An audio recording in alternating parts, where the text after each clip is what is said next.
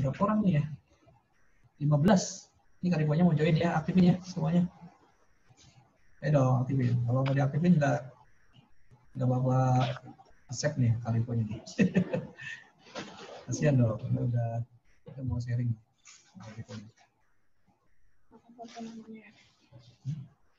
Aku cek. Yang lain mana nih teman-temannya? Tahu Pak.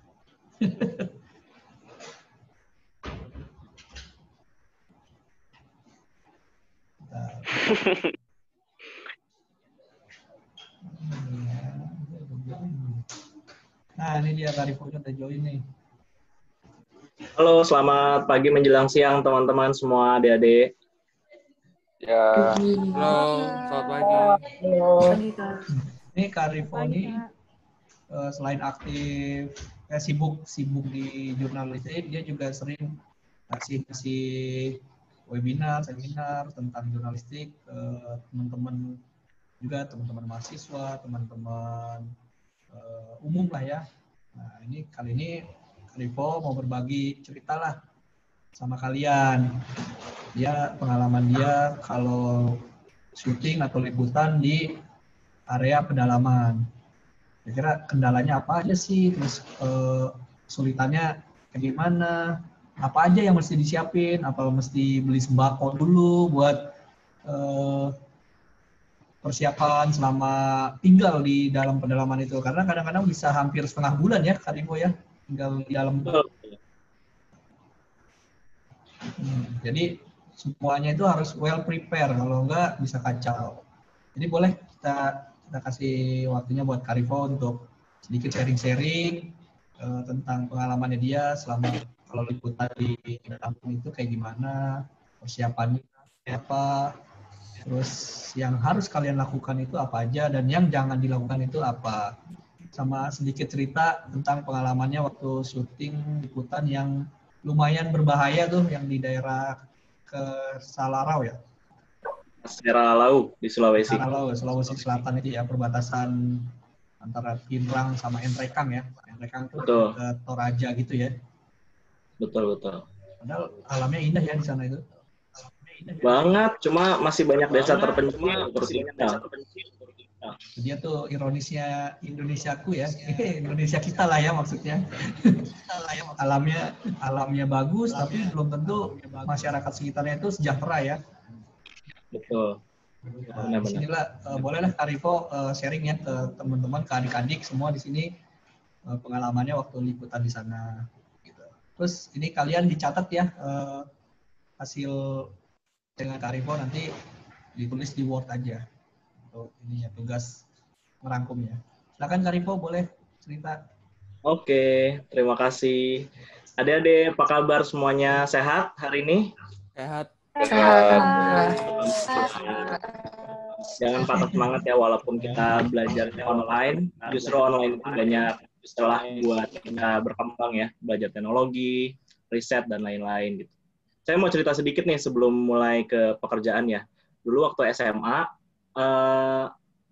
tentunya waktu itu saya lagi peralihan menuju ke ujian nasional, baru diterapkan ke ujian nasional. Adaptasinya luar biasa panjang, karena sebelumnya belum ada waktu itu adanya Eptanas.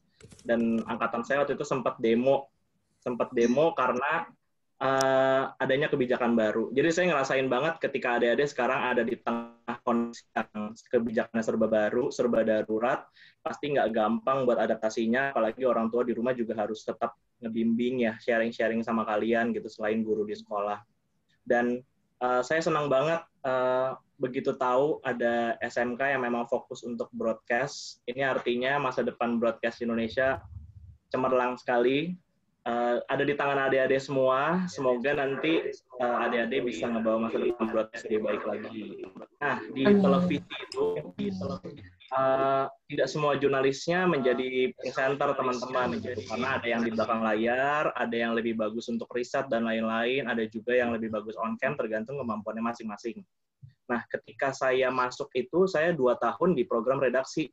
Jadi setiap hari live report, kemudian liputannya politik, dan biasanya wawancara pengamat-pengamat di Jakarta gitu ya, kondisi sosial di Jakarta.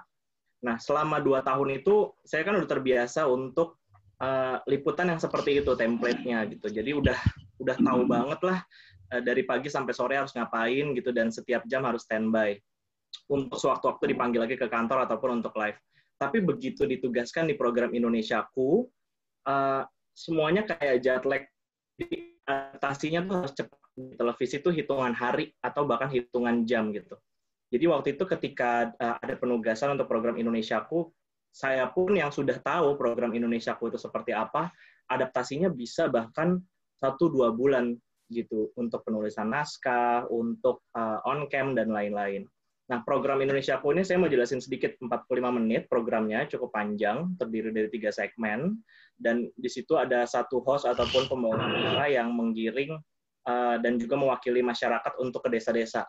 Nah, tujuan kita memang ke desa-desa tertinggal, terpencil, terluar, dan wilayah 3T, gitu. Biasanya di pulau-pulau ataupun di perbatasan-perbatasan kabupaten dan juga provinsi. Seperti tadi yang disebutkan, itu ada di Kaseralau, di Pinrang, perbatasan dengan juga Nrekang. Saya waktu itu baru banget riset, ya. Yang waktu itu saya tahu adalah sebuah desa yang jaraknya hanya 10 km dari tempat kami parkir mobil. Saya pikir 10 kilo tuh nggak ada apa-apanya, karena saya pernah ke desa yang naik ojek 2 hari dan sekitar 300 km jaraknya gitu dari tempat kami parkir mobil. Ternyata 10 kilo itu luar biasa, teman-teman. Setelah parkir mobil, kami harus jalan ke kebun, kemudian dari kebun yang ada di puncak bukit itu, saya lihat banget desanya ada di bawah. Nama desanya Kaseralau, waktu itu kecamatannya, kalau tidak salah, Batu Sura. Dari kecamatan itu saya ngeliat ke bawah, oh desanya ternyata deket ya, kelihatan dari atas gitu. Terus ketika saya tanya jalannya ada di mana, gitu, warga bilang ini jalannya kita harus lewat tebing ini. Gitu. Loh, gimana caranya gitu? Yang ada di riset saya waktu itu adalah kami menggunakan tangga sekitar beberapa puluh meter menuju ke bawah. Oke, ini kebetulan saya pernah juga main di tebing-tebing gitu ya, ke desa-desa yang ada tebingnya, tapi memang untuk mengambil madu ataupun sarang walet. Oke, saya pikir 40 meter tuh nggak terlalu tinggi lah, gitu, walaupun berbahaya juga.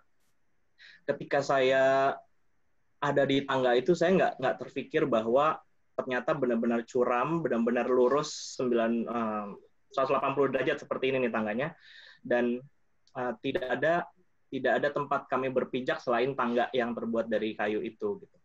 Dan ternyata bukan 40 meter, hasil riset saya salah waktu itu. Ini fatal banget. Hasil riset saya 40 meter, ternyata kondisi aslinya adalah 400 meter.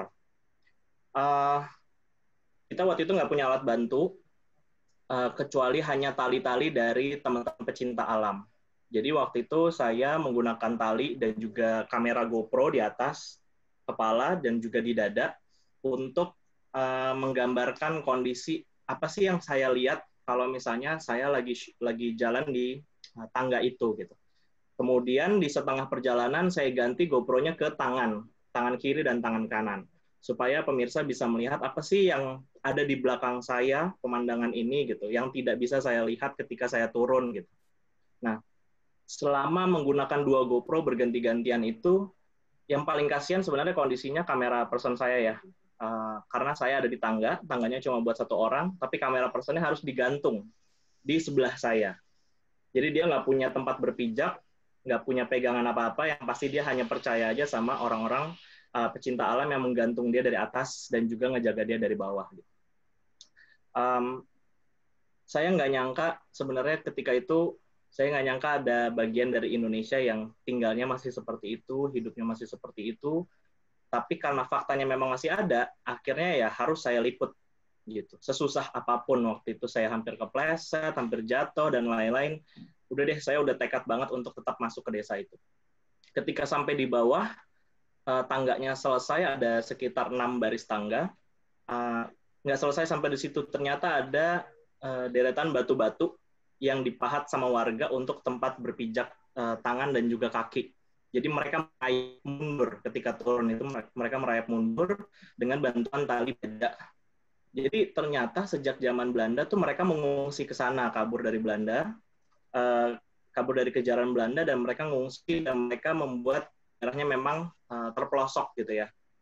Tapi sampai sekarang nggak dibangun sama pemerintah Indonesia. Nah, ketika tadi saya turun tangga, kemudian merayap di Batu, saya naik ojek, selanjutnya itu sekitar 30 menit. Ketika naik ojek 30 menit, saya pikir akan nyampe nih, gitu. Ternyata tukang ojeknya bilang, "Bang, ini tanahnya longsor, jalannya putus, kita harus merayap ke bawah." Oke, kita merayap ke bawah, akhirnya saya merayap ke bawah dengan jalan mundur tadi, supaya nggak terlalu ekstrim melihat ke bawah. Kemudian ketika sampai di bawah, saya harus lanjutin naik ojek lagi 30 menit. Dan belum selesai sampai di situ, teman-teman. Setelah sampai di bawah, saya udah ngeliat, wah ada orang-orang nih di depan gitu. Ternyata pandangan saya terhalangi sama sungai. Saya masih harus nyebrang sungai, lebarnya 70 meter, dan kebetulan waktu itu kita masih pagi, dan anak-anak baru berangkat sekolah, dan mereka sudah melucuti pakaiannya di pinggir sungai, menyiapkan seragamnya, masukin di tas, mereka pakai baju bebas, dan mereka nyebrang, dibantu orang tuanya, pakai ban, pakai plastik, digendong, dan lain-lain gitu.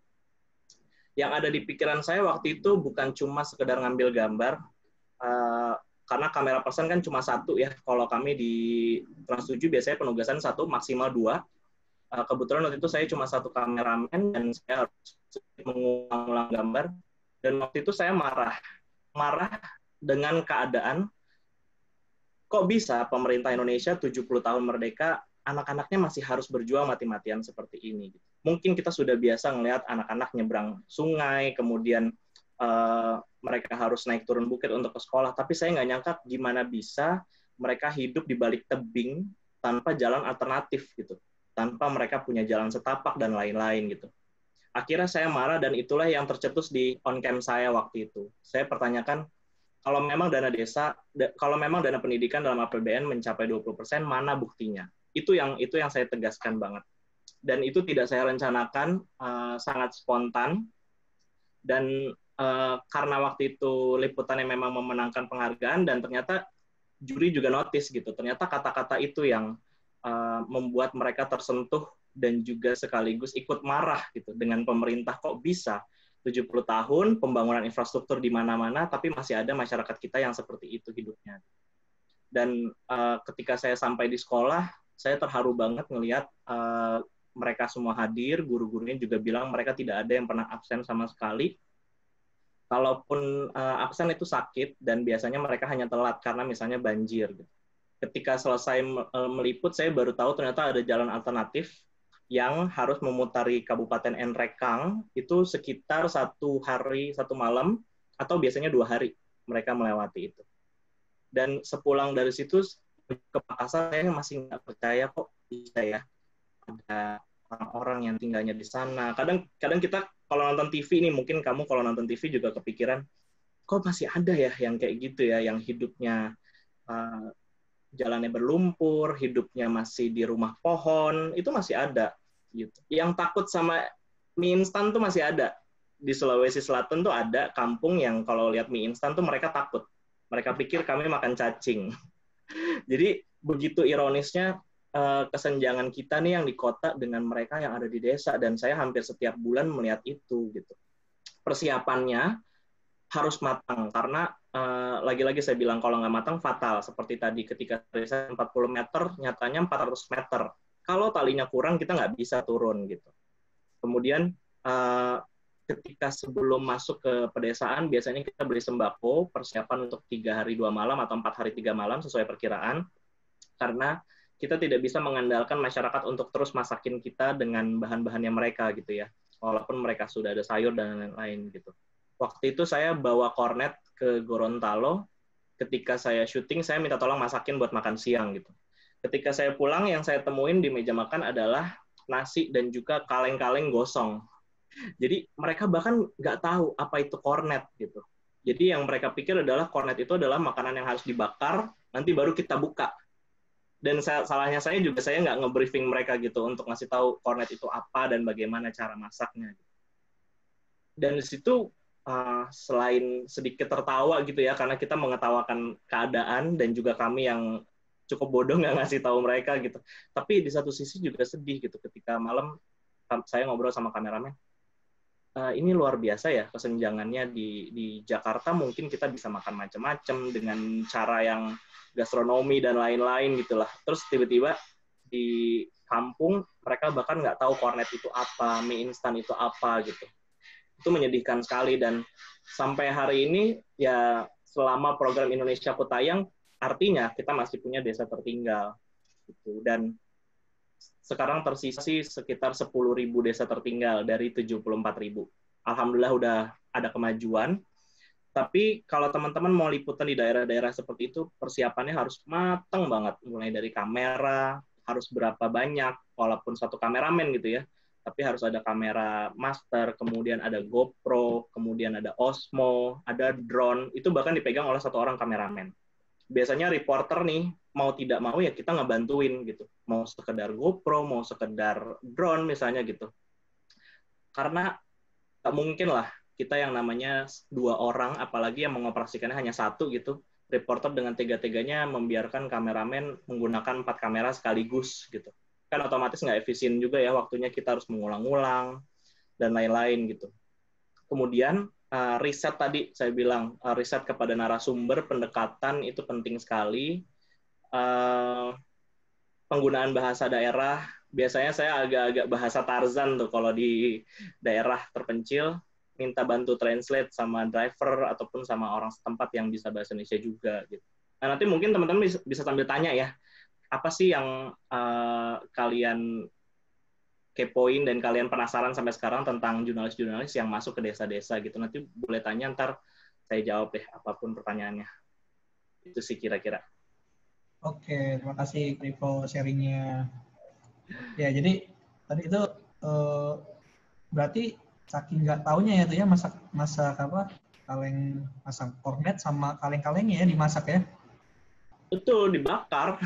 Dibakar tuh, makanya mungkin kita kalau yang terbiasa tinggal di Depok atau di Jakarta ini mau makan apa aja ada gitu. Tapi kalau kalian nanti di tahun-tahun ke depan ya kalian menjadi jurnalis, terus penugasan ke suatu daerah yang lumayan terpencil, itu banyak tantangan-tantangan yang jangankan untuk membuat sebuah tayangan liputan, untuk survive aja atau beradaptasi aja itu udah lumayan gitu effortnya atau kesulitannya gitu.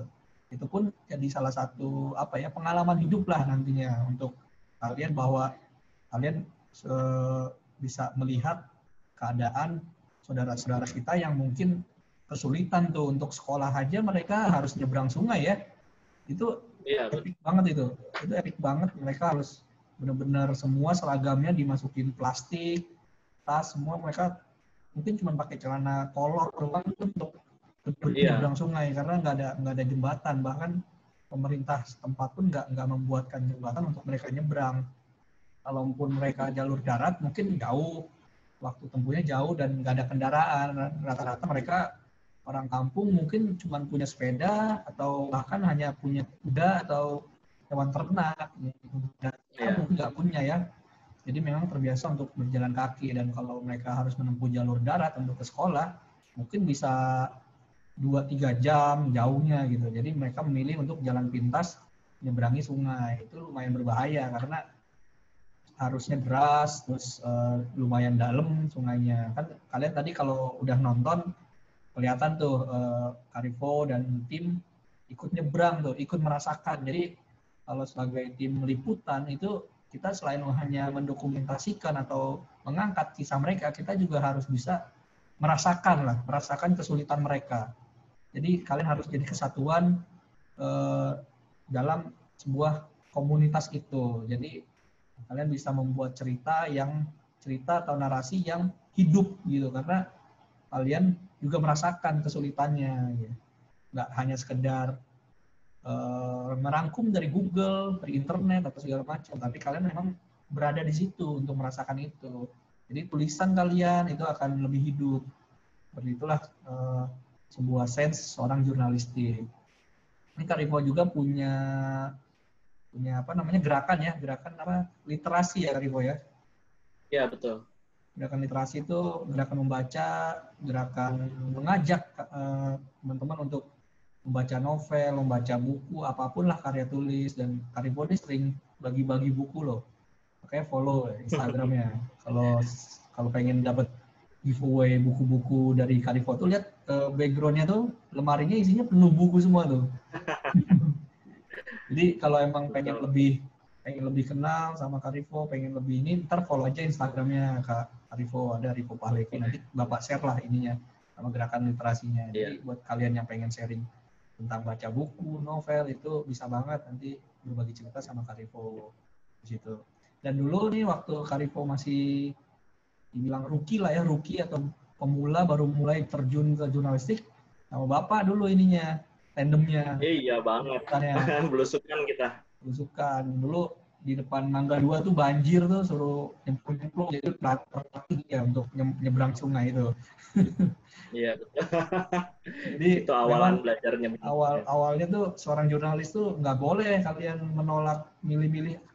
Nggak mau untuk tugas basah-basahan, nggak mau tugas manjat-manjat tebing, nggak bisa seperti itu.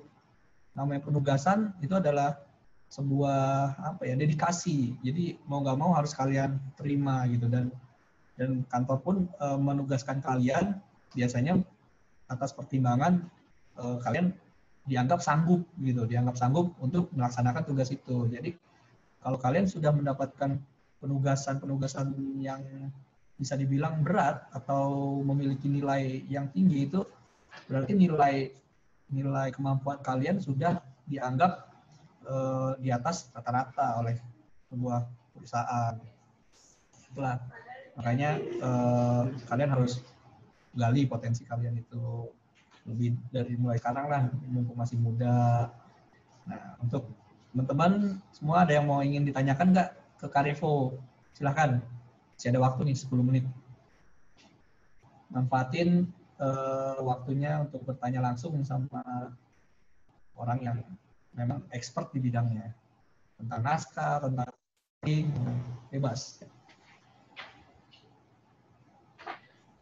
Tentang tempat boleh Pak? Tentang tempat boleh Pak. Apapun lah, terserah, tanyakan aja, monggo.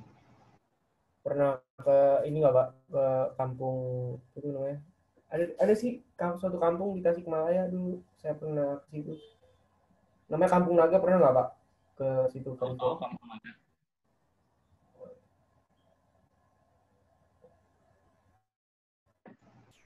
Gimana, Karim, pernah ke Kampung Naga Garut? Tahu? Pernah ya. Hampir mirip dengan Baduy juga.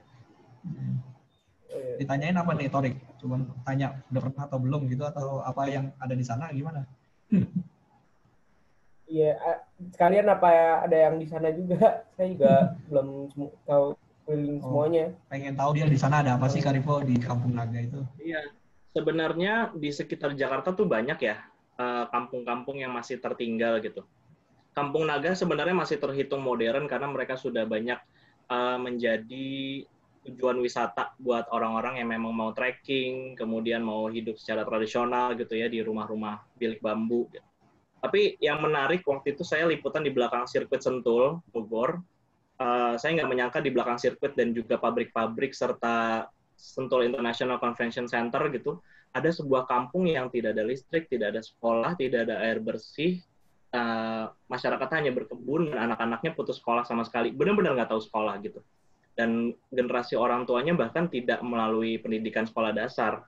Saya nggak nyangka gitu. Jadi kadang kalau kita lihat liputan jauh tuh masih wajar gitu kalau di luar Jawa seperti apa, tapi mungkin di sekitar Depok, di sekitar Bogor, di sekitar Tangerang tuh masih banyak kampung-kampung yang seperti itu, airnya susah, kemudian listriknya nggak ada, ataupun listriknya terbatas hanya pada siang hari ataupun malam hari beberapa jam, dan tidak ada sinyal. Wah, itu masih banyak banget sebenarnya, apalagi di Provinsi Banten ya, itu lumayan juara deh untuk kampung-kampung yang tertinggal gitu. Itu bahkan ada di sekitar ibu kotanya gitu, ada di sekitar Serang, ada di sekitar kota Pandeglang, dan nggak perlu yang sampai perjalanan ekstrim lah, karena untuk bisa dikatakan tertinggal tuh biasanya kategorinya banyak, mulai dari perjalanan ekstrim, bisa juga tidak ada sekolah dan juga puskesmas, bisa jadi tidak ada listrik. Nah, itu kategorinya banyak, teman-teman nanti bisa di-riset.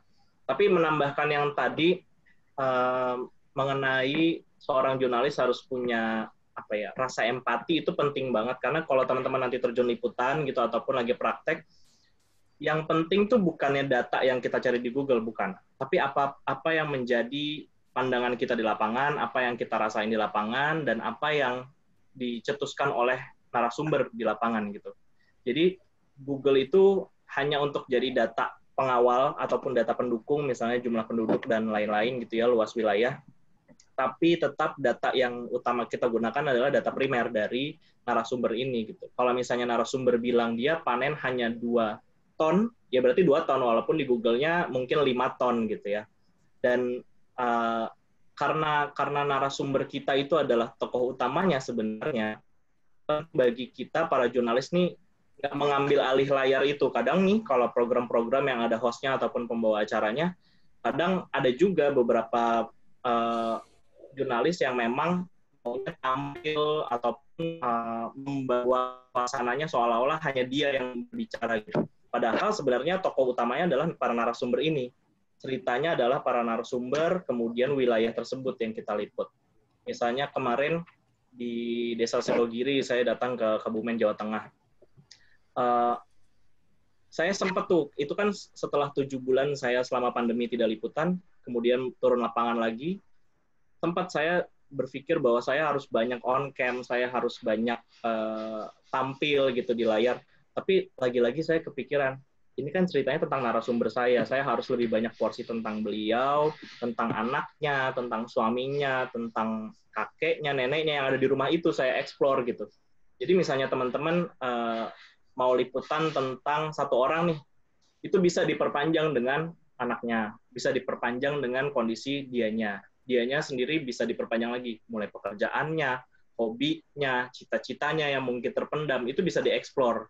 Mulai dari pertanyaan 5W1H sih. Jadi rasa empati itu penting banget, karena kalau kita nantinya sudah tahu banget nih rasanya jadi dia, itu akan lebih menambah nilai ketika liputan itu tayang, itu dari naskahnya atau dari on cam-nya, jadi lebih berasa gitu, lebih ada feel-nya dan lebih membuat orang tergerak ketika nonton.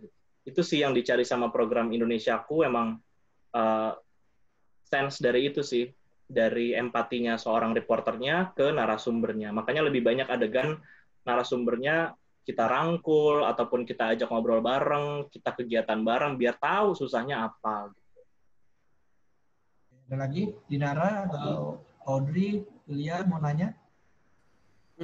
Saya mau nanya, Pak. William. Saya mau nanya, pernah nggak Pak ke daerah kayak daerah krisis gitu Pak? Daerah yang benar-benar kayak yang benar-benar berbahaya banget buat dikunjungin gitu, pernah nggak Pak? Krisisnya nih krisis konflik atau krisis kesulitan? Konflik Pak. Oke, daerah konflik kalau di sorry Karivo, 3 menit lagi nih ya waktunya. Kalau di luar Jakarta tuh daerah konflik ada beberapa ya, biasanya daerah yang tambang dan juga lahan kelapa sawit. Itu biasanya dijaga sama aparat dan konfliknya sama masyarakat setempat. Nah, ketika datang tuh biasanya agak sulit teman-teman, karena biasanya kedatangan kami sudah di mata-matai, kemudian mendapatkan intimidasi dan macam-macam, itu pasti gitu, karena mereka pasti nggak suka dengan adanya liputan, merasa dipojokkan dan lain-lain itu. Tapi lagi-lagi bagaimana seorang narasumber bisa menembus itu semua tuh tekniknya banyak dan butuh jam terbang juga, karena mulai dari cara ngelesnya, dari cara kita negosiasi dengan narasumber, kemudian dari cara kita ngambil gambar, gimana caranya ngambil gambar supaya nggak ketahuan, kemudian kita dengan teknik investigasi, itu banyak caranya gitu secara teknis ya. Tapi kalau datang ke daerah-daerah konflik sering, terutama di Indonesia Timur yang biasanya banyak tambang dan juga lahan sawit namun tidak diketahui khalayak umum, itu sering gitu. Seperti misalnya di Pulau Buru, di Maluku itu ada tambang di atas gunung, itu ribuan orang di atas gunung gitu. Dan dari seluruh Indonesia penambang-penambangnya. Biasanya mereka kalau adu kuat dan juga saling berebutan lobang gitu ya, lobang tambang, biasanya mereka yang saling membunuh, dan itu terjadi ketika saya datang di sana, mereka sedang bacok-bacokan gitu. Ya, yang penting adalah kita menjaga jaraknya itu, tidak memposisikan kita ada di pihak yang mana, tapi karena kita media, matanya masyarakat, ya kita mewakili ada di tengahnya. Gitu. Hanya mengambil gambar, mendokumentasikan, dan juga memaparkan fakta-faktanya. Nanti ada salah satu tekniknya namanya negosiasi, menembus narasumber, lobby-lobby, dan keselamatan kalau kita terjebak situasi-situasi yang tidak mengenakan. Karena Indonesia ini banyak wilayah-wilayah yang ibaratnya rawan premanisme, seperti itu. Apalagi tadi Karifo ini liputannya itu soal, dia mengangkat hal-hal yang bisa dibilang negatif lah ya, hal-hal negatif atau hal-hal yang ironisnya yang ada di Indonesia, dan itu sangat beririsan dengan bahaya atau beririsan dengan premanisme yang jagain atau centeng-centeng, itu udah biasa. Nah, makanya Karifo ini punya apa namanya teknik-teknik tersendiri lah untuk menghadapi itu. Nah, oke Karifo, thank you banget buat sharing-sharingnya. Sorry banget waktunya udah habis. Sama-sama. Nanti kapan-kapan kita sharing-sharing lagi ya. Ini buat yang pengen lebih kenal lagi sama Karifo, bisa follow Instagramnya Rifo Pahlevi.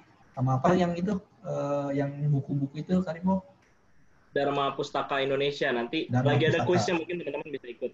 Nah tuh, yang pengen dapat buku-buku giveaway dari Karifo tuh follow tuh Dharma Pustaka Indonesia. Karifo juga sering bikin kelas-kelas di luar juga ya Kak, webinar-webinar ya. Jadi follow aja deh Instagram biar dapat informasi lanjut. Oke, terima kasih Karifo buat sharing-sharingnya. Nanti kita sharing lagi. Terima kasih. Kak. Terima kasih Kak. Oke. Sampai bertemu lagi.